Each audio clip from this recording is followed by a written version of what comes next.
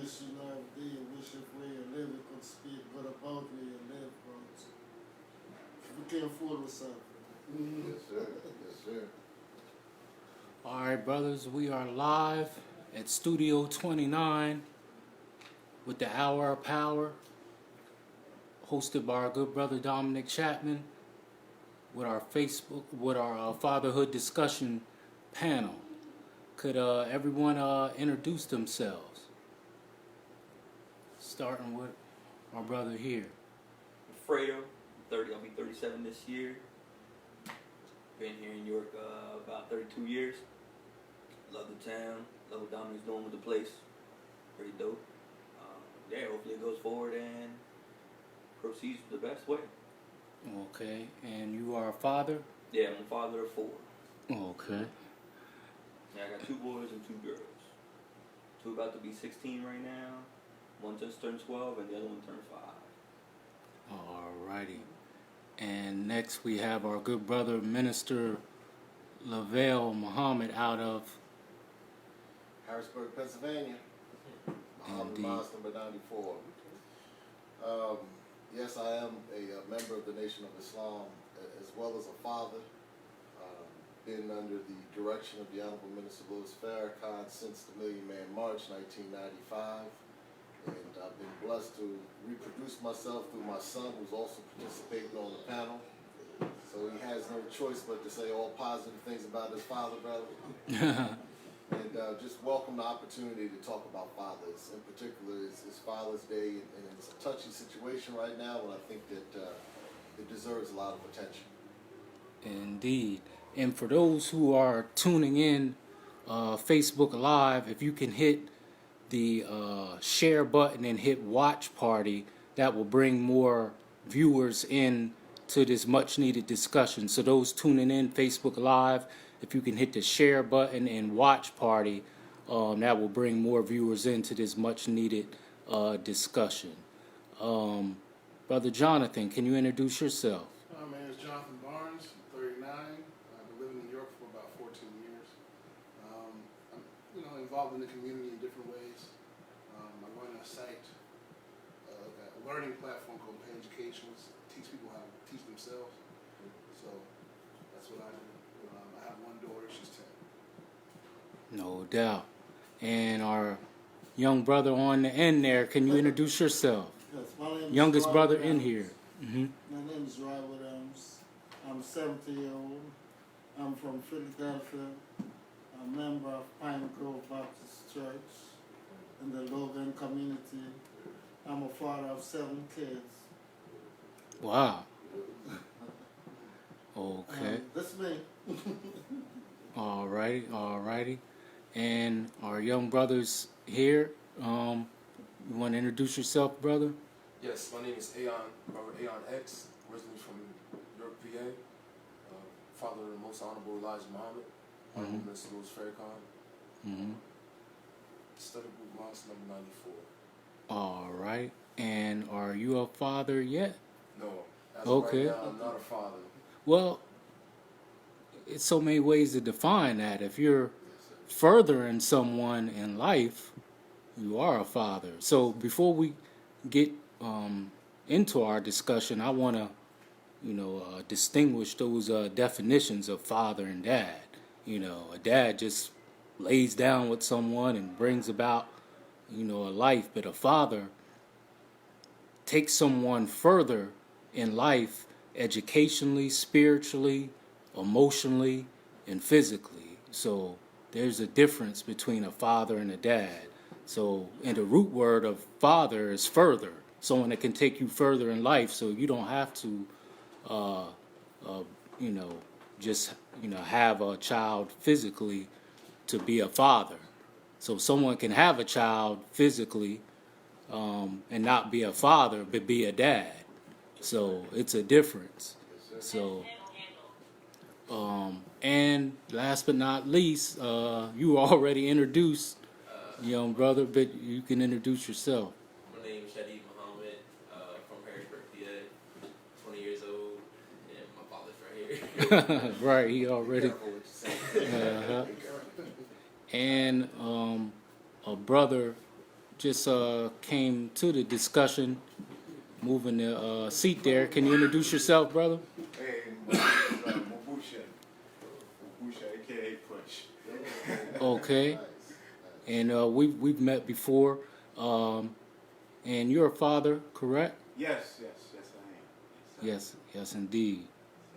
So we are honored to have y'all here. And again, we're streaming live from Studio 29, hosted by our good brother Dominic Chapman, doing some great things here in York, PA. And we have a call-in number, 717-885-0654, if anyone has any questions or comments with this discussion. So that's 717-885-0654, any questions or comments with this great discussion. And again, this is the Hour of Power, so we're glad to have everyone. So this is an open discussion, so anyone can, kind of chime in, with the discussion. So does anyone want to give, their definition or let's start out with their experience of being a father and the importance of it. What's your name again, brother? Fredo. Yeah, you explained it pretty well earlier from the father to the dad part. I have 2 blood sons and 2 blood kids and 2 step kids. And then my 2 step kids, love me to death and all that. And the one was 3. She was 3 years old, and then the boy was 1 year old. And then now, like I said, she's turning 16 this year, next month, and then little man will be 13, then in next year. Now, it's been a blast just learning. If they don't want to be in their lives, I don't mind. I love it. I'll take all the fun activities with them. Love them to death. Right. And when I first made the post about this discussion, I was saying that there's no book or no class on how to be a father. You can take a class on economics and engineering and all that, but there's no book or no class on how to be a father. You just got to be there and enjoy it. Every day is a learning step. Right. So it's having a blast. And I'm glad you brought that topic up, brother, and anyone could chime in on this. In this day and age, one of the most difficult things that I've seen as far as making a family is how do you navigate a blended family? Like, that's got to be one of the most difficult things in this day and age. Like, how do you make that work? It's got to be one of the most difficult things, that I've seen. Is, again, there's no book or no class that you could take, on that. One of our elder, what would be your guidance on something like that? How to navigate or make work a blended family? First of all, you gotta love your family. That's the first thing. You gotta love them. You just gotta do what you gotta do to make sure you take care of your family. Because your family is the most important thing. Away from God is the most important thing you have in life. Most people don't realize that until they get older. Valuable your kids is to you. If you love them and they love you, then you ain't got to worry about nothing. Because they take care of you, as you did take care of them. Because most of my life I've been a single parent. Because my kids come first. And that's always my priority.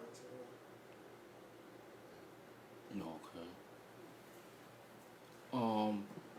Minister Lavelle, Yes, sir. what's your definition of family, and then we can come back to the one question that I wanted you to clear. I got a point I wanted to make. Sure. If you could This is an clear- open discussion. Yes, sir. If you could clear that your definition between a father and a dad, could you say that again? My definition? Yeah, that was good. Oh What you said yeah. was good. A dad is just a male from the male gender who lays down with someone from the female, gender and reproduces, children. Yeah. But a father, to me, is someone that can take you further in life. I believe the root word of father is further. That's just that's nothing that I read or anything. Yeah. Just my experience. Someone that can take you further emotionally, physically, educationally, and spiritually. Yes, sir. I believe that's what a real father is. I definitely agree with you, Brother Sharif. I had a thought in the scriptures. It says that God is the head of man, and man is the head of women. And that can be a difficult task for us. If God isn't the head of man, then you ain't going to be able to produce no fathers. All you're going to do is produce dads. And I believe that's a cycle of dysfunction that's been perpetuated on us. That we don't know how to be a father. We don't know what a father looks like. All we know how to be is to become a dad. And that's to just have babies and have children. Then we don't give them no guidance, or we don't further their development. And then it's contributing to a cycle of dysfunction. We all are responsible for it, because we all see the children swaying the whole community to the left. But yet as men, we're not stepping in there, stopping it, or giving it any other guidance. We're just allowing it to keep perpetuating. So I believe society and instruction, you got education, you got just television in general, music, it's all teaching us how to be dads and not to be fathers, not to be divinely guided by God, but to allow wrongdoing to be the forefront of our mind with regard to raising a family. So you think it's being perpetuated, Yeah. by society? Well, I don't mean to keep talking about the scriptures, brother. But when Jesus was being born, they said, well, we wanted to kill all the males, but we wanted to spare the females. And so since then, there's been, in our community, there's been a design or a plan to kill the male, but spare the female, because they can control the female. And they can put their seed in the woman, they can produce life from their mindset. But the challenge has always been that black man. He had to be someone they had to neutralize through drugs, through poor education, and through dysfunctional families, because that's his power base other than God. Is the black man's power base is his family, his helpmeet, his woman, other than God. You understand what I'm saying? And if you can neutralize that, separate him from his divinity, man, you're going to create what we have in our community now.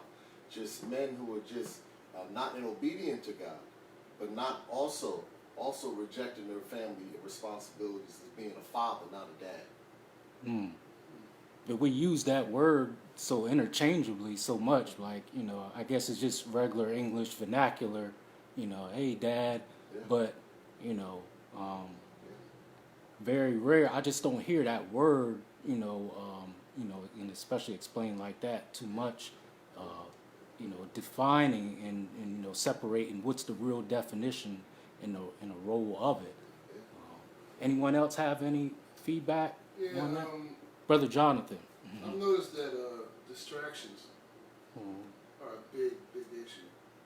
If you're distracted with women, whatever you're distracted with, you're not going to really have time for everything. You can't have two masters. That's right. You know what I'm saying? So if you're doing this, that, and the other, your kids are going to suffer, period. And they make sure they distract you. In your phones, on TV, whatever. I've noticed that. I did a little study recently about how quickly I can learn something if I had no distraction. And so I cut out all distraction. I separated all the things in the phone that kind of make your phone easier, your camera, everything in the phone. I took that out and just used that separately. I didn't really use the phone for all those. Put the phone away. And I'm telling you, no problems. Learning anything. And it came like clockwork. And I realized, okay, this is how they're getting everybody. Absolutely. Through the phone, this is how they're getting everybody. Absolutely. So, you got Yeah. That's it. Yes, sir. Now, I often hear about, some brothers that say, and this ain't no knock on women, but it's just a issue about us taking our role that, a lot of our women are not accepting, because I think you or Minister Lavelle touched on, being the head, and our women not being accepting of us being the head and us taking the role. Do you think that's a huge issue? Any of the other brothers or? I got something on that. Hey, it's an open discussion, man. Well, a woman is our helpmeet, and God's nature, His order of things, is that as a man, you are the head. With respect to No matter what. Well, yeah, of course. But that doesn't take away the respect of a woman. A woman is only 1 degree under a man. And in most instances, right now, our women are outdoing us men. Because of how destroyed we are as a man, having no knowledge of ourselves, having no direction, having no goals.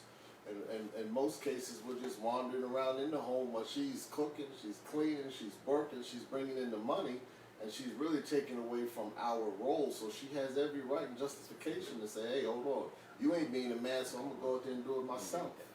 That's not the natural order of things, but that's what happens. When as men, we don't stand up and take our rightful place. And most men struggle with women because they desire to see strength in a man. And when a woman can't see strength in a man, she's going to manipulate that weakness until he becomes a strong man like they see in God. So a woman wants a divine man. She wants to be obedient to a divine man. It's not in her nature to be promiscuous or to commit adultery. That's usually created by man because he created the circumstances that opened up that door. But rightfully, a woman isn't obedient to a man because she's obedient to his nature, which is divinity. So it ain't the woman's fault. There's no such thing as a no good woman. If you find a no good woman, a no good man made her that way. The problem is us. It ain't the woman. She's there as God's helpmeet. And I don't mean to dominate the conversation, but let me say this. A woman is a mercy. Mercy is an undeserved blessing. We don't deserve her blessing because we ain't done her right, let alone ourselves right and our children. And what that means is, what I mean by that is, we haven't established nothing for our children as men. We complain because there's nothing for the children to do. Now they're doing things that are counterproductive in our community. But the problem is us, because we as men haven't took no leadership in our communities and create a safe environment so our children can be productive. We sitting there watching the game, doing nothing but talking about the game, going to get drunk or smoking on the weekends. And our communities are going to hell, and our women are crying out for strong men to stand up and take charge of their community. And we refuse to. And all we got to do is just unite. I'm sorry, bro, I don't mean to dominate. Nah, it's okay.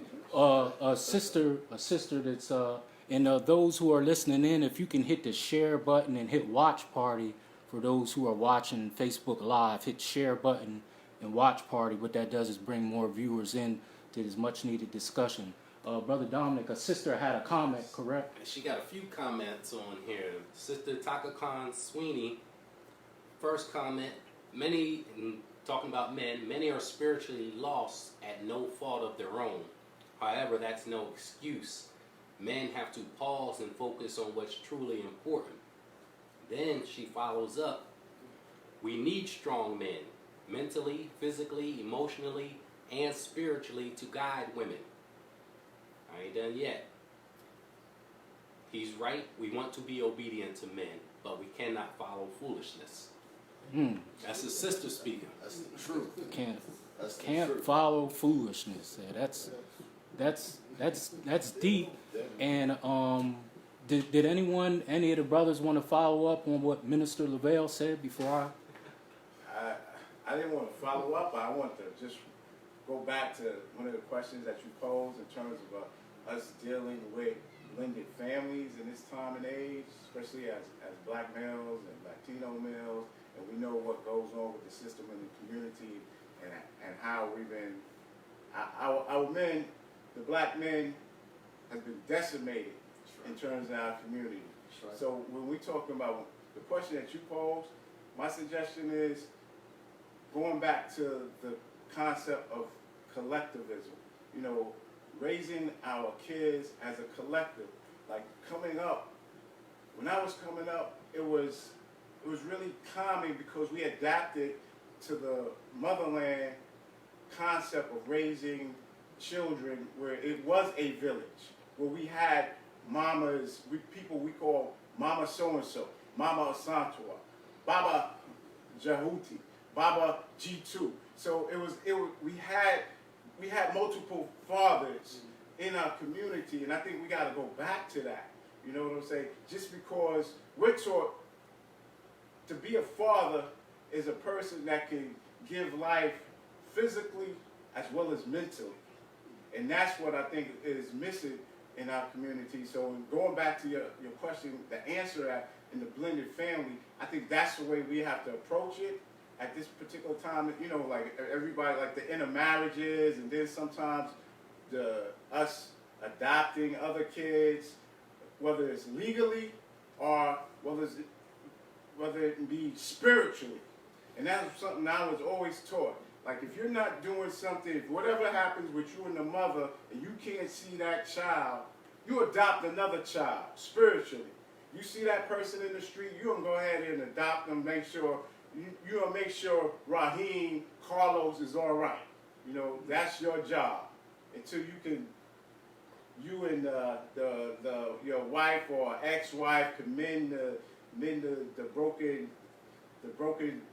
home that y'all might have came from, or the separation. Because what I see a lot happening, especially in our community, the court system kind of divides people, and it makes people, especially black men and women, venomous towards each other. And when that venom comes in, the kids suffer. So we're talking about a healing process and also a collective. Sometimes we need the ministers, we need the reverends to come in and also mediate some of these family issues that we have.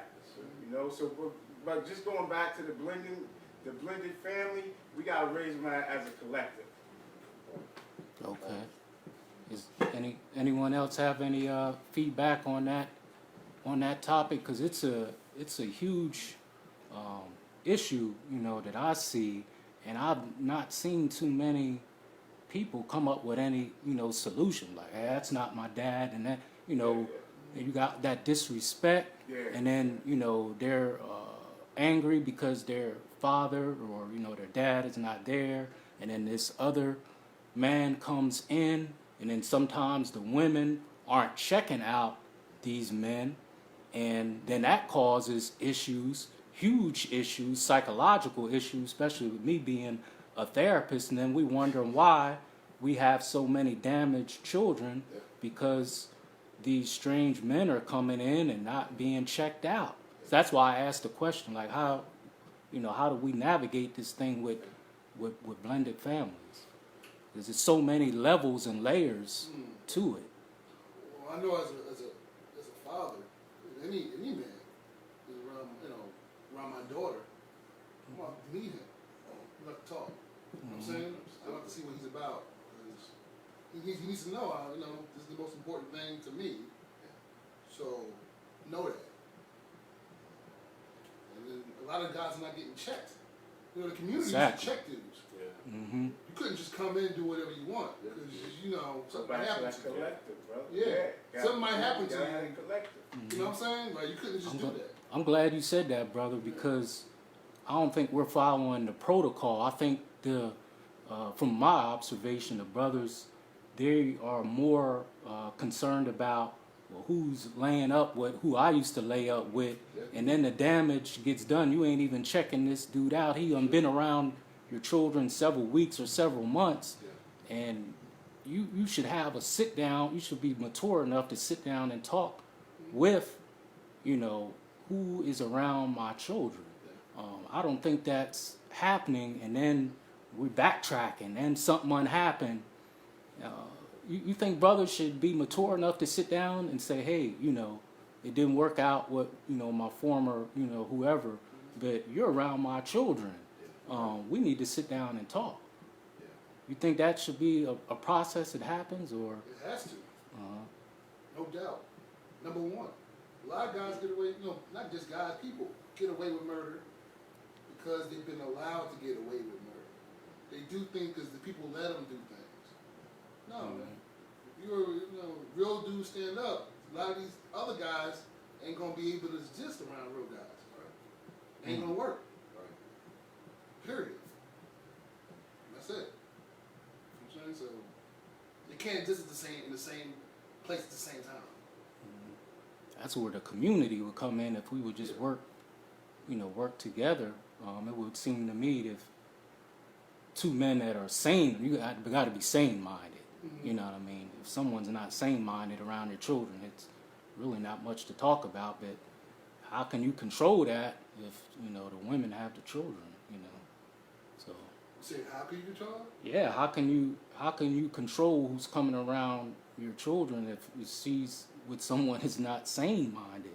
Is there a discussion to even have? He's doing irrational things, you're saying? Yeah, or he's just not rational, period. Oh, yeah. I'm still gonna have a conversation with him. You know what I'm saying? So he gonna know. Anything happen, conversation's over. Right. That's it. I mean, what are you willing to do for your children? Me, there ain't no limit. If I could chime in on that. Yes, sir. So with my scenario, it wasn't a situation in which my kid's mother was going to have them around another man. It was me having my kids around another female. So before I even introduced my kids to the female, to my new spouse, the woman I'm dating now, I had a conversation with their mother. Are you okay? This is who I'm dating. Yeah. Are you fine with me introducing them, and at what point? So I made sure she was comfortable. I didn't want my kids going back saying, hey, this is who's sleeping in daddy's bed right now, or this is who daddy's new girlfriend is. No, she was going to hear that from me first. And then if they went back and had any conversation, it wasn't going to be a surprise. Yeah, that's the way to do it. So it should be you think, so what you're saying, Dominic and other brothers, it should be some kind of protocol when you introduce your children to someone else. I believe so, definitely. Yeah. Yeah. That other parent needs to be informed ahead of time. Yeah. Yeah, I see a lot of wars when it comes to that. I have a good friend, and his significant other, and yeah, I'll just leave it at that. It's a lot of different individuals coming into the picture, on both ends, So, and the children, they're the ones, they don't have no say in it, The parents, they can do, what they want, but the children are sitting there, they don't really have no say, and they're the ones that's impacted, by who's, coming around them, and it's just something that's really impacting our communities with the, people that's coming around, these children. It's having a huge impact on our community, and no one really wants to talk about it, and then we wonder why we have so many damaged women and children. Like Minister Lavelle said, we was like, man, that woman is out of control, but yeah, what's happened to her, and it all goes back to home and who's been around her or him. It could probably damage the children, the boys even more, because we tend to internalize things, pain and different experiences we have. Women are typically say, this happened to me, but men, we typically internalize things. It's talking about trauma. So We got two comments from our brother DeVell Wilson, who's watching, and this one goes back a little bit. His first comment was, we expect the government to do our jobs way too much. And this is in reference to actually raising and providing for our kids. So let's touch on that subject. And then his second comment was, one thing I've come to realize, we talk to kids and tell them the problem without actually listening to what they are actually telling us. We can learn a lot from just listening to them sometimes. So true. So if you guys want to touch on that first comment in regard to the government providing too much for us. I'm gonna do it for self versus so. Yeah, that brother is right on point. So anybody can chime in on that. I just feel that we're at a point. We've been at a point they've been telling us, the messengers and all the folks that came before us been telling us to do for self, and we are completely relied on the government to solve our problem, and that's a great fallacy. And I think it's time for us to go back to that whole notion we got to do for self. And before we go any further, a brother came in. Can you introduce yourself, brother? You good? We got you on camera, man. You on candid camera, man. Okay. My name is Brian Tracy. Okay. Yes, sir. Yes, sir. Yes, sir. Nice to meet you. And you're a father? Yes, I am. I'm a father of 2 girls. 2 girls? Yes. Wow, that's deep, man. That's deep. Okay, nice to have you, brother. Yeah. So doing for self, like our brother said, it's man. We've been told by Honorable Elijah Muhammad, Marcus Garvey, many others have told us this. This isn't nothing new, and it's we would think it's awful strange if we would see a bird asking ants to get them some worms. That's right. Come on. We would think that's the craziest thing, but yet we're supposed to be the most intelligent species out of any living organism. We ain't doing for self, but if we saw ants asking, even the black ants, even though they're all ants, the red ants and the black ants, they got their own thing going on. Right. And they doing for self. So if we saw them doing that, we would think it's strange, but yet we're not doing for self. So. Say this, Brother Sharif. The Most Honorable Elijah Muhammad said, for us to say farewell to welfare, and to totally get rid of welfare, you may say, well, that's a strange way to take it, because most of our blacks are conditioned to be dependent on welfare. But if you do away with it, then it's forcing a man to stand up and provide for his family, which is in his nature for him to do. And that's also what our women want us to do as well, to stand up and provide for the family and provide for himself.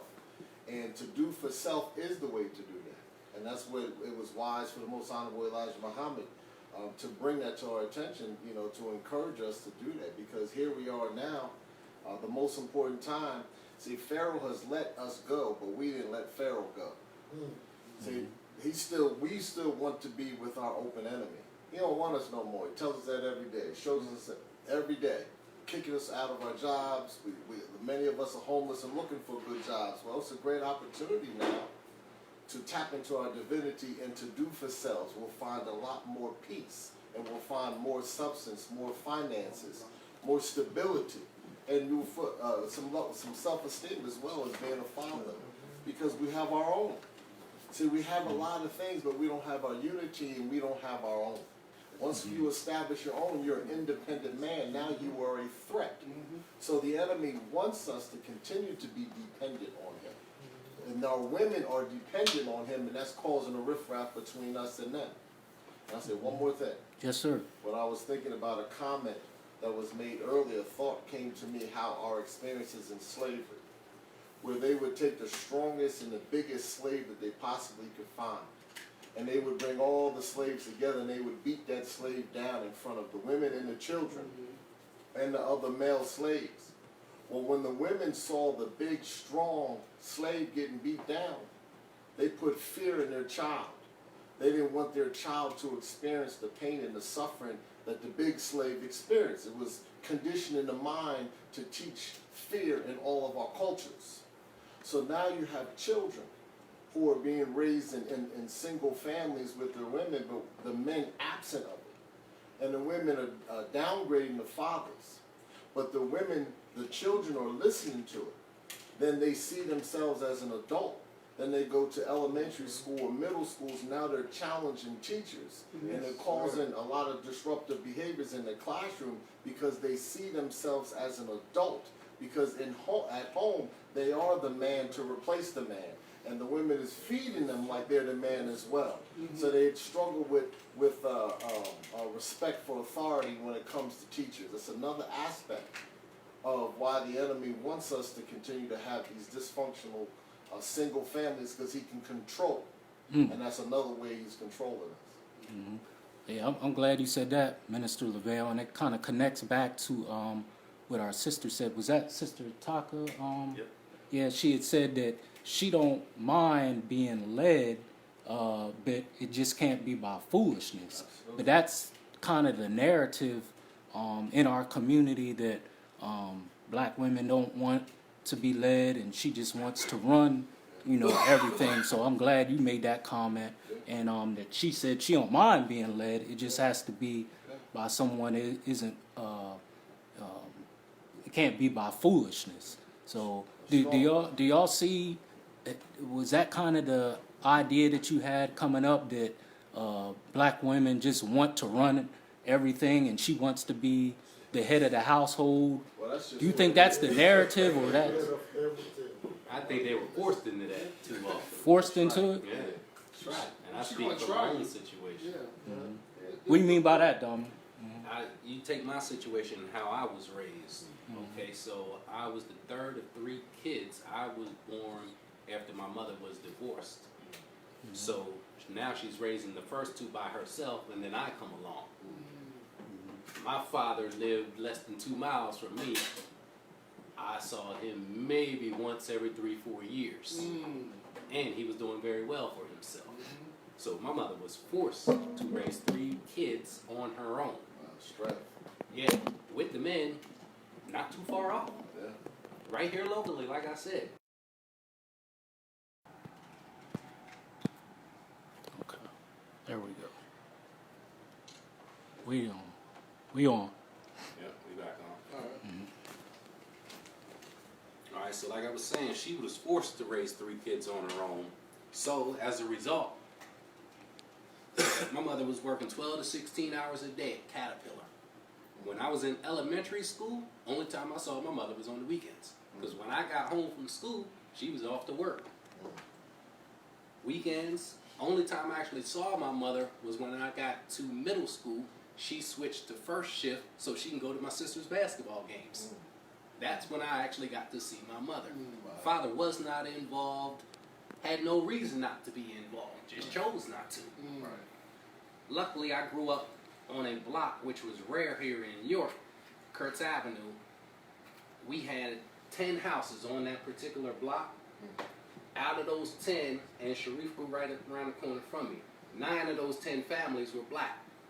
They were all homeowners. Oh, there you go. That's what made the Great difference. example. That's one of the only blocks in the entire city of York, Wow. predominantly black and all homeowners. Wow. So even though my father wasn't there, we had Mr. Green on one end, we had my Uncle Kerry, we had Joe Mincer, we had Yak Gilbert. I had 4 or 5 other fathers on that block who I looked up to, who I knew I could not disrespect.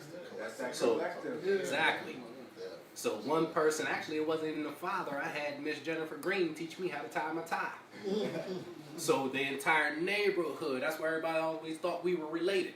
No, you just had a group of black people who understood we got to raise this village, we got to take care of each other's kids, and that's what they did over there.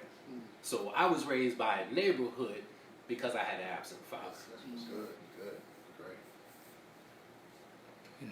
And that father, that father figure is it's essential to, that village, that village aspect, being there. It always takes me back to, and we all grew up on it, Good Times. Yes. And we all saw it. We all about the same age here, except your son, Minister Lavelle. Yes, but what a lot of people don't remember about that show is how it started. If you go back to how it started, I think her name's Esther Roll. You could actually see it on YouTube. And she said the producers came to her and tried to start out that show as her as a single mother. And she refused. And she said, I will not start this show without a black man, a king by my side. And that's how John Amos, who we know is, Roots. Father. what's his name? James Evans. That's how he came in. And then the enemy eventually got his way and had him removed. But actually, that show was supposed to be started as her being a single father. A single mother. Right. And as we go along further, they made, going back to what our sister said, Taka, on when she made the comment, she don't want to be led by foolishness. They made James JJ the star of the show, but actually, what was the young man's name? Michael. Michael was supposed to be, and Thelma was supposed to be the star of the show, but they made James, the buffoon and the clown, the star of the show. So eventually they got their way. Yes, sir. Eventually they got their way in two ways. They made him the star of the show, him buffooning and clowning, and then they removed James Evans from the show with an accident. But actually that show was supposed to be started her as a single mother. A lot of people don't know that, but I'm making that the point of that village and that man. You don't need a whole lot of money to make a strong family. They showed that in that show. So The images are important. And, the enemy knew that if they put some poor images of what a black family looks like, then they'll be able to use it as a tactic to destroy us. And that was one of the shows. I mean, look at Bill Cosby's show, how wonderful that show was back in the day. Taught us morals and taught us how to be a good father and talk. But now they want to crucify my brother over allegations, And us as black people, we're so quick to go support everything that people say as opposed to what we grew up on, and fighting and saying, hey, man, come on, man, this is a part of our culture, back up off of that. But that's the role of the father, to stand up and not allow anybody just to come in and tell us about our history or tell us people who was involved in our history are negative people when we know they're really not. Yeah, that's a whole nother issue you just said this now about them destroying Bill Cosby. Yeah. Not just Bill Cosby. Yeah, all males. A bunch of males. black men right now in the media and all that. They want to destroy that traditional family structure. They do not want that to occur. That's right. That's obvious, you know what I'm saying? And so, Good. for a lot of us, you know what I'm saying? So, No, they're attacking Farrakhan. oh yeah, he went up to him. Yes, sir. Well, he's a mouthpiece. Yeah, he's a mountain. He say what he got to say to them, and they don't like nobody standing up challenging them. But if more of us would have the same courage that he has, then they wouldn't be able to control us like they're controlling us. They use fear to control us. Well, if you say something negative, I don't care what your status is, I'll find a way to take your money and hurt you with your reputation. And we're afraid of that. So they use that to control us. But all we got to do is just unite regardless of what religion we say we are. You know what I mean? You're a Christian, good, be one. Hebrew, Israelite, good. Nation of Islam, good. But if we come together as a collective, a body of men come together and stand up for our communities, we'll turn it around overnight. That's all it takes. Say that about 5 more times. Yeah, that's all it takes. That's it. We could do it. And the enemy knows, he said, delay my time, my judgment until they rise. Because it's time for us to rise now. And see, we look at Trump like he was a bad thing in office, but actually it was a good thing because he's forcing us to unite. Forcing us to come together and stand up to be real men, because our women are desirous to have real men, and so are our children. They want men to stand up, because all of these problems, we should be providing a solution to them, not waiting on the enemy. any other comments? I'll share one. And let me share a comment, something I had actually participated in about 3, maybe 4 years ago. There was a meeting, a collective with black business owners from York and Harrisburg, and it was held at the Wolf Organization. So there were some very prominent black businessmen from York and Harrisburg in this meeting, 25 of them. There was one white man in the room. So after about an hour and a half of discussing a business incubator, how we can start networking and building up our community, at the end of the meeting, the one white man stood up and said, "Look, gentlemen, I'm going to be honest with you. I can't relate to a lot of the stories you've just shared. I've never been discriminated against. But I will tell you this. As black men, you better take advantage of this opportunity, because it's going to be one of the only that you're going to get here in York. And if you don't take advantage of it, we as white people will divide and conquer you. That's what we do." He felt very comfortable saying that in front of a room full of black men. Because they don't have no fear. None. But that is the strategy. they peak us, they pull us apart. If there's a weak link in the chain, you got a weak chain. That's right. God, really. That is the strategy. He felt very comfortable saying that because he knew there was no repercussion. Point. I like that though. Yeah, but I like my enemies you up tell Yeah. the truth. You tell the truth. Yeah, I enjoy that. I enjoy it. I like it. I like that in front, like that. I know one thing. Once you accept death and pain as an acceptable for your freedom, that's it. It's over. And no more fear. That's it. Once you accept death and pain as being acceptable, it's over. So that should be put out there in the atmosphere as well. Absolutely. What do you think we could do about just improving relationships with, black men and Latino men and women? Like, where can we go to improve relations? Because again, there's no book, and the family is the foundation, and it seems like broken families is the root of our problem, especially with me working with families, being a therapist. Especially when I was in North Carolina, I had a caseload of 100 cases. I had 50 at one school, 50 at another school. If I had to rate all of them, I would say 95% of the cases I had, it was single mothers. Going back to what Minister Lavelle and what we said, like, what could we do to, instead of us backpedaling out of mud all the time, to create strong families? I mean, I ain't blaming it on the church, but we got a church on every corner, right? We got the mosque and all this stuff, but yet we got all these broken homes, and you keep hearing them just repeat the same stuff. But like, what can we do to create strong families? Like, if someone has a relationship issue, hell, I got problems, so I ain't sitting here. Like, where can we go? Almost going like back to what Dominic said about having that village. Like, where can we go, or what can we do? Yes, brother. Yes, Brother Sharif.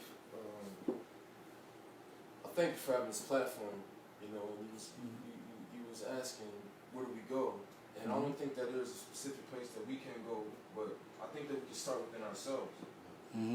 We have to have a thorough knowledge of ourselves. We have to go back to the origin, the source. We got to go back to where we all originally came from. Because we have to stop. I think personally that we have to look at each other as equals. Our brothers. It's not about a Latino. It's not about if this brother it's not about how should I say this? You should know that you're looking at your equal. I think that I'm trying to find the proper words to say. Hey, speak your heart, brother. Take your time. Yes. Yeah. Say it the best way you can, bro. Like we're in a cipher. It's like we have to go within ourselves. Whatever we want to see, whatever we want manifested. Whatever we would like to see instead of having other people doing it. It's about time. I know my minister just spoke on. It's about time for us to start standing up. We should stop having other people think for us, having folk think for us. We shouldn't be doing that no more. There was a man that came on the scene by the name of Master Father Muhammad. He told us to do for ourselves, man. Accept your own and be yourself. So that means regardless of what this brother stands on, we have to respect him. I have to accept you. I have to accept you. I have to accept you. And I have to accept you because I see myself in you. And we have to grow and get to that level of understanding. And I think that we can start by loving each other. We gotta love each other. We gotta respect each other. That's the key. That's the key. It's self-hate. It's a lot of self-hatred, man. Yeah. And it's sad because there's people that sit there and they can't wait. They can't wait to see that type of stuff. They sit in the corner like, okay, let's put these together. Let's put them and see what's going on.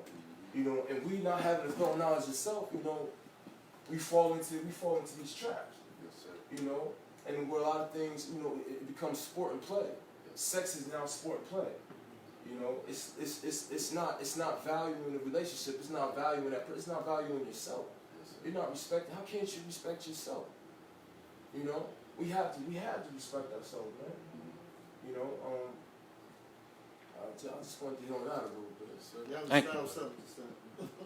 Could you repeat the question real quick? Where can we go or who can we turn to develop strong relationships? Like, it's a lot going on, financial issues, just not being able to relate, with each other. Like, where can we go to develop strong relationships? Because a lot of relationships are falling before they even start,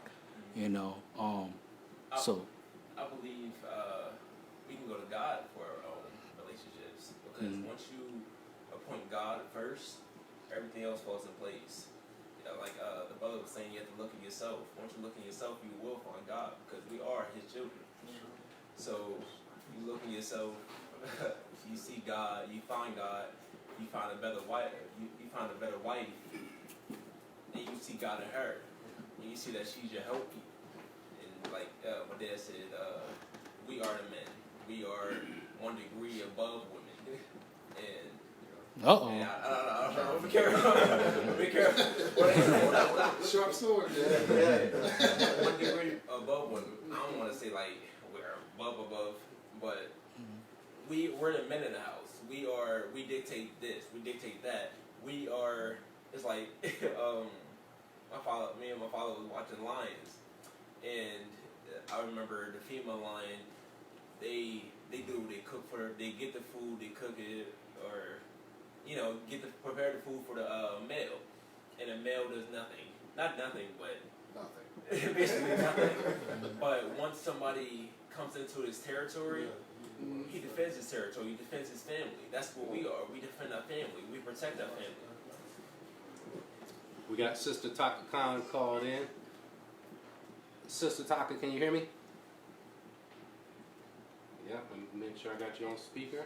Okay, go ahead with your comment. Okay, I wanted to say I agree with many of the brothers there, and you guys are absolutely correct. In my opinion, I feel that we do need to get to know ourselves. Our enemy knows exactly who we are, how powerful we are, and he knows how to destroy us by using us to destroy ourselves. That's right. So once we know ourselves and love ourselves, we don't have no problem. We have no fear. Everything, the answers will be solved. It's all from within. People need to love themselves, our people. Good point. Good point. Thank you very much for that. Great point. Well, thank you, and keep on doing it. Love you. Yes, love you too. Peace. Correct. Say this, Sharif. The Holy Quran says that we were put into tribes so that we will know one another. So God created these differences in our culture for the purpose of us coming together under Him, under one, and for us to get to know one another. And see, there's things that we won't attend this meeting, I won't attend that meeting, I can't fellowship with this one because his meetings are in this place. And if we can break those barriers, that will help us to unite.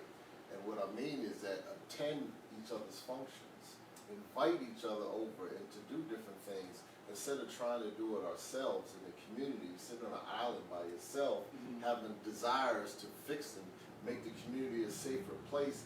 But it's easier if we all come together and work together. It'll be an easy solution. Yeah, I agree with my minister. It's about pulling our resources, coming together. There's nothing wrong with that. I know there's a lot of, sometimes we like to be alpha males, we like to stick our chest out, Right. But when we do that, it's what is your reason of doing it? And I'm going back to knowing yourself, because that's where it starts. That's right. We have to know ourselves. We got to know where we came from. It's very important that we do it, because if we don't, we have acting stewardship. And I think it's stewardship.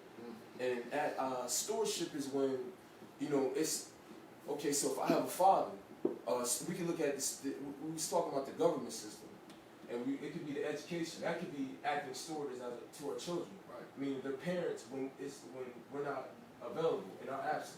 Does that make any sense? Yes, So, yeah, that's Stewardship. it's stewardship, right? That's it. That's it. Yeah. Yes, sir. It's good. It's good, Brother Sharif. Yeah, I mean, Dialogue opens up. yeah, the foundation, still has to be there, and like Dominic was saying earlier about that village, it's just we're just so, divided, and it just seems like we don't have many, resources to make sure that family, is strong when, every time the wind starts blowing too hard and everyone wants to run the other way and divorce, and see, one thing is connected with another. This is all a puzzle, and a puzzle looks very puzzling because the pieces are all over the place. But once it comes together, you're like, oh, that's what that was. So that goes back to the question I asked earlier about the blended families and the broken families, because I don't think we have resources or places to go when trouble comes, or how to be a father, how to make a family work. I guess if I had the answer to it, I would be in a much better place. But it's just one thing connected to another about the broken families. How do we prevent them from being so so broken? It seems like other communities, they have those kind of connections where they can go when troubled times come. But our minds are just all over the place. I think, yes, sir. I think our family's been broken since like we got here. Oh yeah. They have plantation where they just have breeding plantation where a woman might birth 12 kids and never raise any of them. Then like the brother was saying, as far as fear, the way they would treat the biggest slave to projects. I remember being young, and my grandma lived at Parkway. When they did the inspection, she had to take all my grandfather's clothes to my mom's house. She wasn't allowed to have a mail there, or she would get kicked out. You feel what I'm saying? So it was always keep the man away from the family. Now it's religion divides us. He's a rat, so we don't deal with rats. The enemy they don't care if their friend ratted on somebody. If somebody broke in the house and called the cops and tell, they don't look at him different. But as black folks, any little thing, he's a homosexual, I can't deal with him, or he's a rat. Anything that'll keep us apart. You know what I mean? Like other cultures don't go through that. So I think since the beginning until now, it's just one thing after another to just keep us divided. Right. You just made a great point. And I'm going to speak from a business standpoint. I've been in meetings with white men who can't stand each other before they walk into that boardroom. Outside, they will talk about each other worse than we talk about ourselves, and worse than they talk about us. Once they go inside and them doors shut, everybody's the best of friends to get that job done and to get that money. If we can learn to at least start to, we don't have to like each other, but we got to learn how to respect each other and get along so that we can accomplish things. The part where we like each other will come later on down the line. But at least let's start respecting each other enough that we can work together to get things accomplished. I go through that with Starlight. They'll be like, oh, why did you interview him? He was a rap. Why did you promote this party? He, any little thing, like it's business. So it's like if I sell cars or I'm a barber and this man comes to buy a car off my lot, but I don't like him outside of my job, I'm not going to sell him the car. It's like anything to keep us divided. I mean, how many of you aware of Nelly Fuller Jr.? Excuse me? Nelly Fuller Jr., you ever heard of him? Nelly Fuller Jr.? Dr. Chris Wilson? Yeah, I know. Well, her mentor was Nelly Fuller Jr. He's still around. But he wrote a book, of codification, that people should be codified in their reactions to almost everything as far as business or whatever. So I think the problem what's missing is they have a code. We don't. Yeah, you right. We react. They have a code. Okay, well, when it comes to us against everybody else, as he said earlier, we do this. But we should have that for a lot of other things. Yeah, every situation. We should know what each individual should be able to do in a split second without even thinking about it. You can't. What are you going to do against that? Hold on one Every second. individual, or a lot of individuals did that. That's a very powerful person, especially in the areas of entertainment, education, labor, law, politics, sex, religion, war. You have all those areas, and you have all those covered, codified. You have a circle around you. Now, how are you going to get in that circle? Even if they get you, there's another person that has a circle around him. So, I mean, I think we need to think about maybe codifying our lives. Wow. We got a call-in comment, Brother DeVille. DeVille, can you hear me? All right, bro, I got you on speakerphone. Go ahead with your comment. All right, what's up, fellas? I was just recently I realized something that part of our problem I think is we're not diligent enough as a people to actually find out truths about things. We often let rhetoric and other people's rhetoric guide our narratives, and what normally happens is we see other people's problems and not our own, and a lot of our solutions are right under our nose. You know what I mean? But we're not going to see them, or we're looking at Donald Trump, or we're looking at people with tiki torches. When the reality of it is, honestly, none of that is causing our problems in the hood, and we just need to let that stuff go and really get diligent and understand where our issues start. Because I just recently was doing some studying, and people always talk about the black father being taken out of the house, and the black family being messed up during slavery. And if you studied 100 years after that, we were strong, no matter what nobody was calling us, no matter what racism was going on. But I think really part of it is a lot of us don't know that, so we go back to problems, trying to fix problems off of false information and false rhetoric. We just got to be more diligent and actually know what our issues are. Great point, brother. Great point. All right, appreciate you, man. Yep. All right, peace. How many more minutes do we got? I told the ladies 12:45 to have set up, so that gives us at least another 15 minutes to continue this. Yeah, I mean, yeah, it's got so many layers, to it, but, if we can just solve some of the basic, issues when it comes to fatherhood, because that's, it's a fatherhood, discussion panel. And again, I keep going back to that with Good Times. They didn't have a lot, but they had each other. And if that family is not together, then everything just seems to, fall apart. And you saw the structure there, even though it was, someone could say, well, that's just a TV show. But that's real life. We saw it. They had that father there, and he wasn't playing. And then the mom was backing him up, and, the children was pretty much on point. And even though they struggled, they struggled together, as a family. And that's my main thing. If we can get anything out of this, is how do we stay together? That's why I asked that, question earlier. You just see, so much, division. Everyone's not going to get along, but for the level of dysfunction that we have, it all goes back, to that family, broken homes, and then these boys. It's natural in psychology. They'll tell you that a boy will start trying to take over at 3 or 4 years old. If someone isn't there, meaning the father, to put him in check. And I think Brother Nori did a talk on it last week, and I actually did a study on it when I was studying to be a therapist, about the elephants and how the elephants were out of control at this park in South Africa. It was a park, I forget the name of I think it was called Plano Park in South Africa. The elephants were out of control, the juvenile elephants.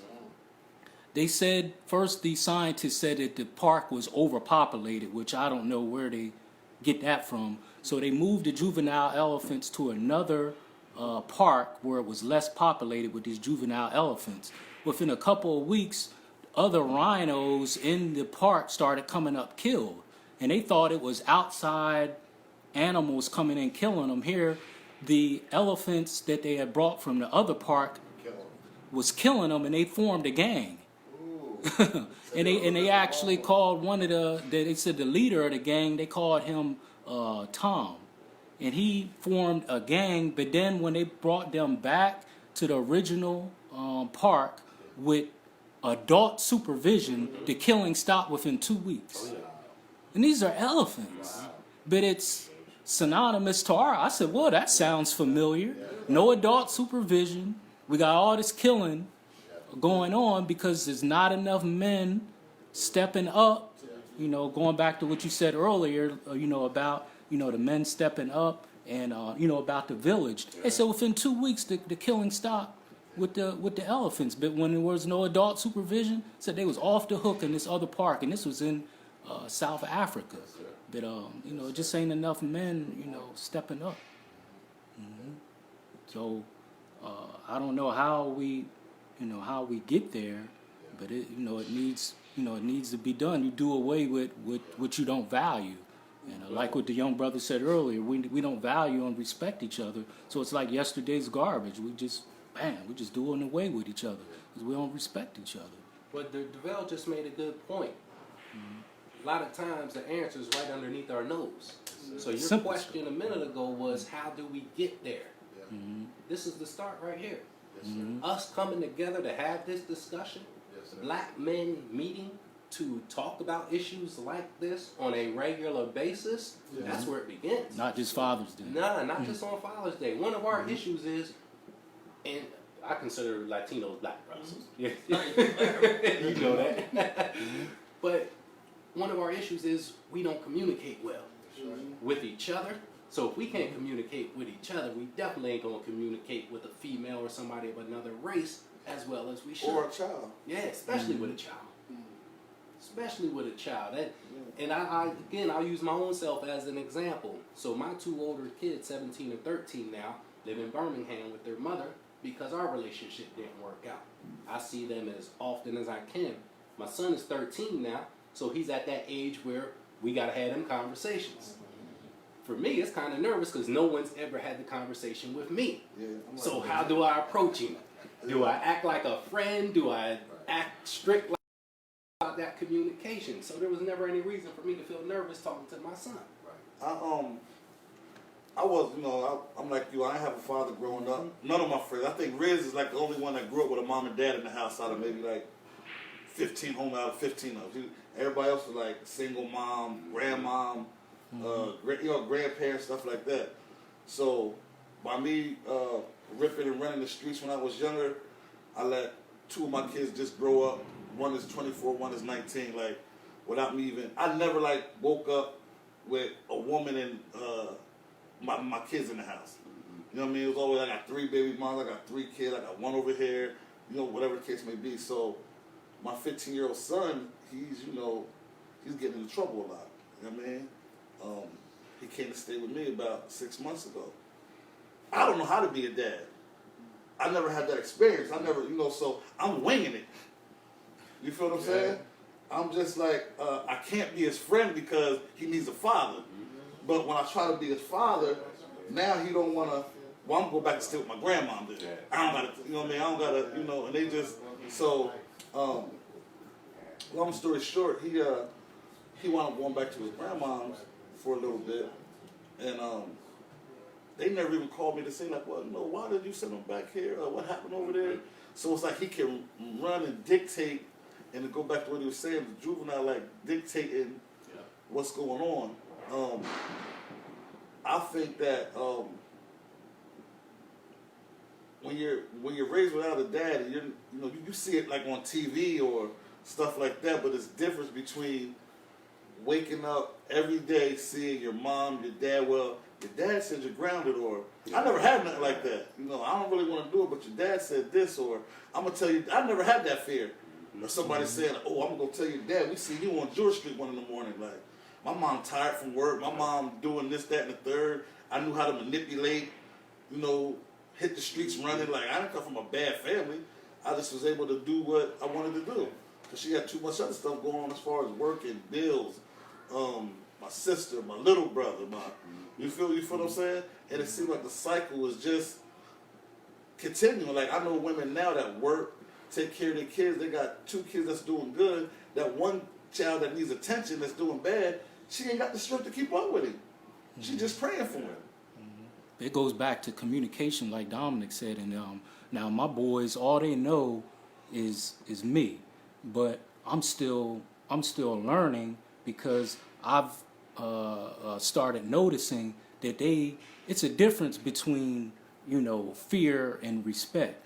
It has to be a certain amount of fear for your children so they can respect you, but you don't want them to be afraid of you. Right. And I started noticing my boys was afraid of me because they wouldn't come and say certain things to them. Like, why didn't you say nothing to me? Like, I created an atmosphere. I ain't never beat my boys, never beat them. There's something about my demeanor because that's what I was taught with my dad. My dad was always there. But again, back to what Dominic said, we got to learn to communicate. And then that connects to what you said. So it may be certain things you ain't know. We got so much pride with us, we won't go to someone else and say, hey, man, I need help with this.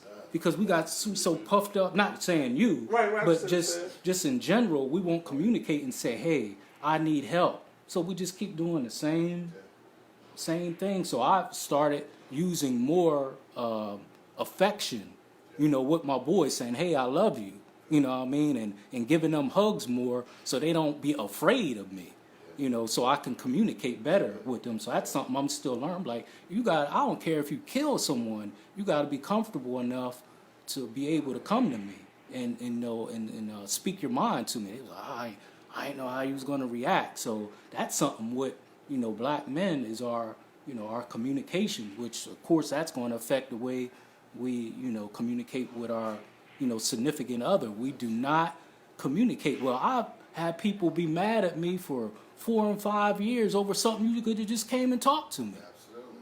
Now it's away from relationships. You know, we don't know how to say, hey man, you know, what you said the other day, that really bothered me. Right. We'll do one or two things. We're gonna pick up a weapon or we just ain't gonna talk. Right. Back to communication. I bet you if you ask black women, the main thing that they have problems with us with, they're gonna say they don't talk, or communication, or we just get built up with so much anger, you know what happens then.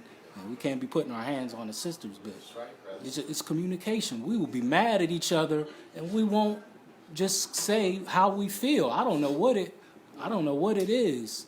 I'm like, man, why didn't you just tell me that? You didn't speak to me for 2 years over that. You kept that inside of you. I mean, small things. Then we just will not, you know, can we speak on that, wrapping up? Because I don't want to keep going on the lack of communication. Like, what is it? Lack of communication? Yes, like what is it that we can't express ourselves either with our spouse or even each other? Like I said, I bet y'all can relate to that. A brother be mad at you about something and they just, instead of them just saying, hey man, you know, that really bothered me, you know, and then it's either fists, guns, knives, or just don't talk. Yes, sir. It sounds like I'm hearing a lot of feelings, emotions. Right. And I think that, you know, even including myself, we all just have to rise above our emotions and look at the bigger picture. You know, what it is that we're envisioning for ourselves. You know, if the same energy that we put in, if we're hungry, we go get something to eat, right? If there's circumstances where we may need finances, so there's different ways to do that. I'm not promoting anything, but you know, it's if we want these things for ourselves, we have to will them into existence. We have to rise above the emotions. You know, we have to look at each other and know who we're talking to. You know, it's about what you want. It's your willpower. It's your desire, and creating it. And I think, brother, you said creating an atmosphere. You know, so, and I remember you were sharing how you wasn't too familiar on how being a father, you had to, you know, well, all you have to do is look at the things that were absent and manifest and create them yourself. Meaning, so if you didn't have a father, you know, and the father, how should I say this? Sorry, I'm slow to speak. No, sorry, bro. Your time, man. It's like you want to live through your children. Everything that you never had, you want to install that in your children. You know, if I didn't have a good upbringing, you know, I shouldn't be going anywhere. It's things that we have to dissect and look at ourselves. You know, these are things that and the brother was saying it's right under our nose. It is. It's us. You know, it's just whether or not you actually want to look in the mirror and you want to break it down. You know, do you really want to break yourself down? And I think as men, once we do that, along with the collective, as of right now, you know, I was a little quiet, you know, but you know, the brothers open and create an atmosphere for me to feel, you know, free to speak. Feel safe. Feel safe. You know, and I think that's key, man. It's key. That's valuable. More of that community-wise. Yeah. We need more of that community-wise. Oh yeah. Where everybody feel free to get up and say. It don't matter how you say it. Just say what you got in your mind. Yeah. Brother, I think we need, and Dominic hit the nail on the head, I think we need a brother's circle, and I think we actually discussed this before when I first came back to Europe. We need a circle, a safe space where we could come and say, man, I had a nervous break. I feel like I'm going to have a nervous breakdown. So then when you with your children or with your wife or significant other, you don't backhand her because you got so much anger built up in you. You got so much feelings like we ain't dealing with our mental health issues. So that's a whole nother discussion, but it's all connected. Like where's the brother circle at? Because again, we so puffed up with oh man, I ain't gonna go around them like you're not a man if you don't cry.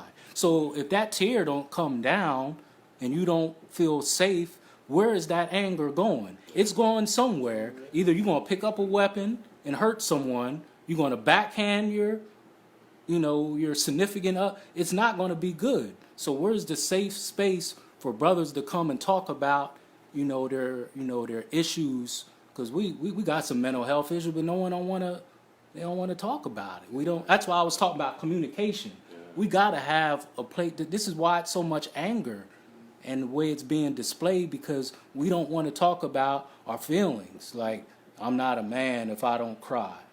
Well, what are the tears for? So what are you going to do? You ain't no man if you hitting that woman, especially if you're doing it in front of your children. I just had an incident with that the other day. I'm like, not me, but someone I know, abusing a sister. He's angry for something. Something ain't right. But if he had a safe space, to go where we can discuss our issues, I believe. Yeah. And just feel comfortable. One thing I got exposed to, man, and I think the greatest experience I've had in my life was going to Hampton University. Being able to attend a black college, especially coming from York, to go to a black college and be around black people whose parents were professional. Two things stick out to my mind, and what I really got out of Hampton. It had nothing to do with my college degree. I ain't never had to show that to anybody. Not even what I learned in the books. I got exposed to black people saying, I'm sorry, and black people saying, I love you. I got down, man, I was around friends, and they go, oh, man, I love you, bro, or I'd be like, back up off me, man. Coming from my house, I know my mother loved me, but that's not something she said to me on a regular basis. That ain't something me and my brothers and sisters said to each other. So I get down there and they're my friends. A different affection. Yeah. And then I got another dude talking about, I love you, bro. Hold on, man, you tripping. And that was my mentality at the time. I never experienced that. Even to this day, that's one issue we have. Telling somebody you're sorry when you know you were wrong, and just saying I love you. Yeah, back to that community, like you, or being comfortable, being able to go to that person and say, you hurt my feelings. Like I said, I know people have held on to things for 3 and 4. We talk about women are petty, men are petty. Men are like, man, you held on to that for all them years. All you had to do, how can I correct something if I don't know if I did something wrong? You held on to that for all them years. All you had to do was tell me. Okay, so where is that hurt going if we don't feel comfortable with communicating with each other? Like, you should feel comfortable enough saying, my feelings are hurt. Yeah. My feelings is hurt. So. One of our elders just walked in, Mr. Kirkland. You need to wrap it up? Nah, we'll keep it going. Yeah. Until the food is ready. Oh, okay. Mr. Kirkland, you want to introduce yourself? Yes. So, you want to introduce yourself, Mr. Kirkland? Jeff Kirkland. Yorker. Blessed to be able to be 70 years old in about 2 weeks. Happy birthday. I'm really thankful about that, you know, with our situation as black men. Yes, sir. I'm just blessed. Yes, sir. Yes, sir. And I'm very encouraged and proud to see all you guys here. Black Fatherhood, I mean, we just celebrated the youth, the education piece down at this church. And this is another piece. I mean, all of our areas of our lives need to be celebrated like this. And you know what? Nobody's going to celebrate it if we don't. That's right. So I'm thankful for Brother Sharif, Dominique, all you guys that are really stepping up and trying to move our agendas forward. Yes, sir. Yes, sir. Yes. If we could, is this something that everybody would be interested in continuing maybe on at least a monthly basis, if not twice a month? Sure. Continue the conversations and hopefully this grows. Yes, sir. Like I said, this is the beginning. Us communicating with one another, having that open dialogue. Like Brother DeVell said, most of our answers and solutions are right under our noses as long as we talk to each other. And encourage, other brothers, because it's brothers going through a lot of stuff. They're angry, they're hurt, and they don't know how. Like I said, my father has always been there for me. My father, Sidney Howard, he almost 15 years ago, he passed away. He was my best friend. I don't know where I would be without him. But even within that, even though he was always there, still that communication thing, because he was, when he grew up, his dad wasn't there for him, so it wasn't that hugging. So that's what I'm trying to improve with my boys, giving them hugs and telling them that I love them and make them comfortable enough. So it's a lot of brothers going through a lot of things, and this is where this anger and this rage comes from, because of that lack of affection and communication. You can't pick up no book and get those things, but if we have a safe space, so to speak, I think we can start addressing those issues, the feelings, like the brother said. No question, it's certainly needed. It's a different perspective. My father wasn't around when I was young, but I was raised by my grandfather. That's a different perspective when you're raised by an older man. You get a little different. Somebody that's mature and all like that. He used to tell me, he was 100 years old, but he said, Jeff, man's really not coming into himself until at least age 40 and all. Mm-hmm. That's when all his emotional, his spiritual, his intellectual knowledge comes together to be able to make those proper decisions and do the things necessary as a man. So the importance of that is that all you fellas in this room, I think it's close to that at least. Like that, we have that knowledge. We're like walking libraries to be able to give back to these guys that are angry, the younger guys that are struggling with the questions that we've overcome, most of us, and all like that. So it's very important to continue, conversation like this, just to build. Yeah. Oh, yeah. So I'd like to put two brothers on the spot right now. Brother Sharif, Brother Stanley right here with Starlight TV, and have these two brothers commit to whether we do a weekly show or bi-weekly, whatever, bi-monthly rather. Yeah, we got the production crew, we got the host. Let's make it happen. Yeah. Well, we spoke about that. Yeah. Already. I'm with it. So let's choose a time, the dates, and somebody's asking me on Facebook right now, is this something we can continue? I replied, yeah, we got brunch with the bros at Studio 29. So that's what we can start doing. At the location, Yes, sir. Thanks to you. And that's the thing, we get things started. Me and Quick talked about this before. We get things started, but we don't continue. As long as we be here, we gotta be fathers. We gotta guide our children and be a support, for each other. No one should be in this alone. No one should be in this alone. It's an African principle. When back in the village, when there were problems, they went to the elders in the community. It wasn't really no such thing as divorce. No, we want to work this out. That's the way it was. And once everyone got scattered, here we are. But we had that support in that village, like you said. And I grew up in that village. Even though I was on Maple Street, I was almost like part of the family. I came around. I was at your house. I was at Mr. Kirkland's house. I was at Abdul's house. I was right there. Because it was a strong. We need to get back to that, but back to that, that form. We definitely need to, to keep that going. Because again, it's a lot of brothers hurting, and they think that they can just keep this bottled up within themselves, and that anger, that emotion, it's going to come out somehow. Like they say, pressure bursts pipes, and it's going to come out either with your children, your significant other. It's never anything good comes out of that. But if they had an outlet, that's what I'm trying to say. It would make a big difference, and the women would be happier. So many benefits if it's done, many detriments if it's not done. It's our choice. I was just prompting the students down there at the Harambe Reading Club about our loss, our connection to that humanity. And that's what a group like this would bring to our brothers, man.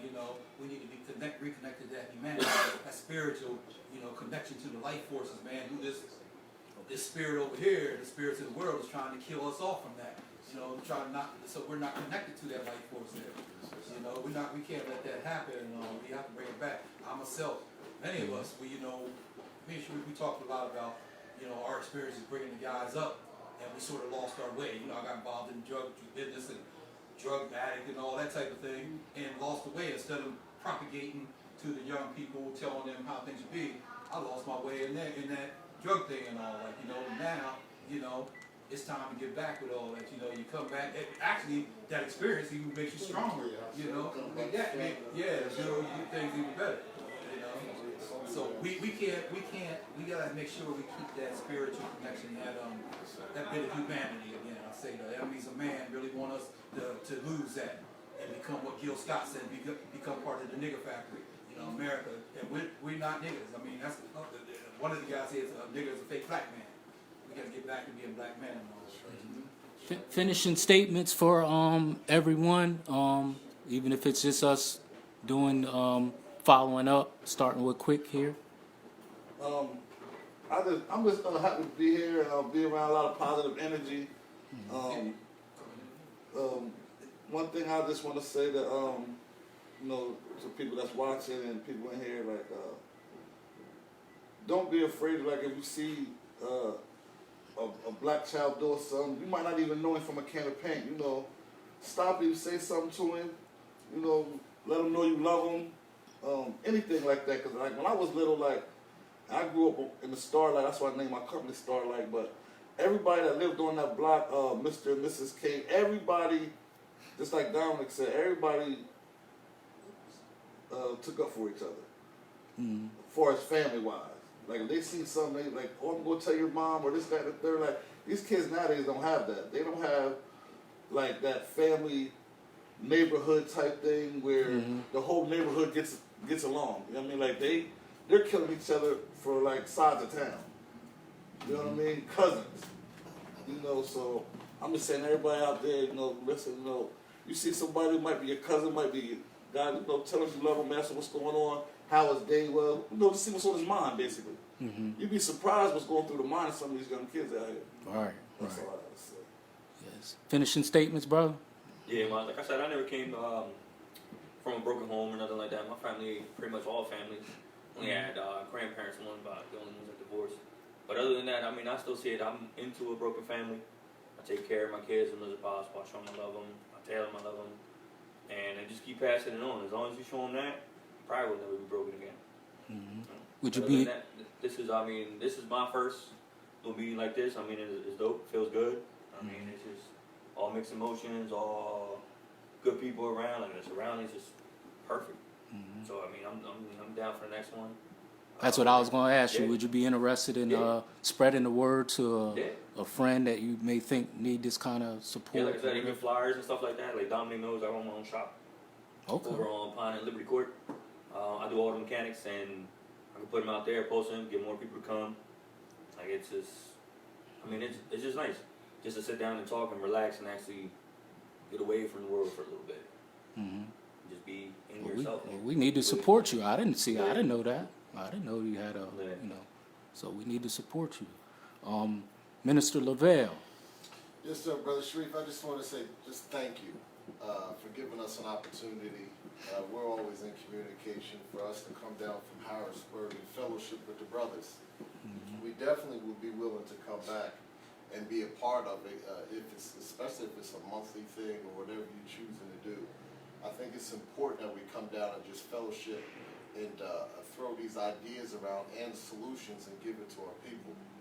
Unfortunately, we had a scary time period in our lives because of how dark our community is right now.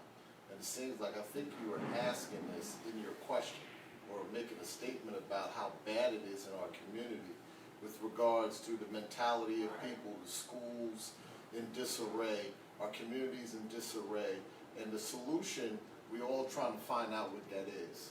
Mm-hmm. But we all have to realize that God has rendered a decision and he has made a judgment in America.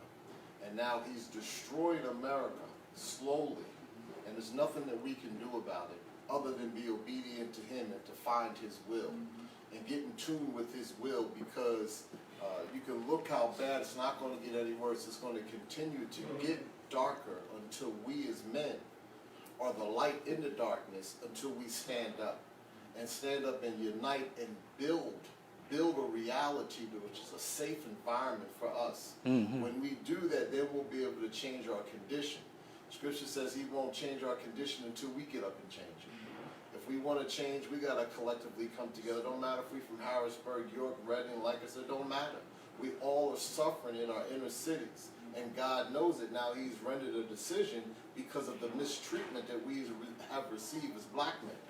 That's why you see the tornadoes and the hurricane take the path of slavery, and they come up the East Coast, the same pathway that the slave master took us. Their time is up.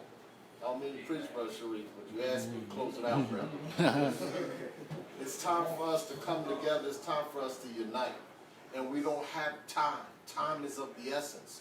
We don't have time to just chill, get ready for the football season, and then then we're doing nothing. And our children are still shooting and killing. Mm-hmm. Now we got to watch the Eagles a little bit now, brothers. Mm-hmm. Not too much. Not too much where we can't help our community. And it's time now. The field is ripe, but the workers are few. And we are the light because we come from a different mindset. We recognize there's a problem, and we're offering our lives to go change and make it reality. Well, it's time for us to do it, or it's not going to get any better. Thank you. Brother Jonathan?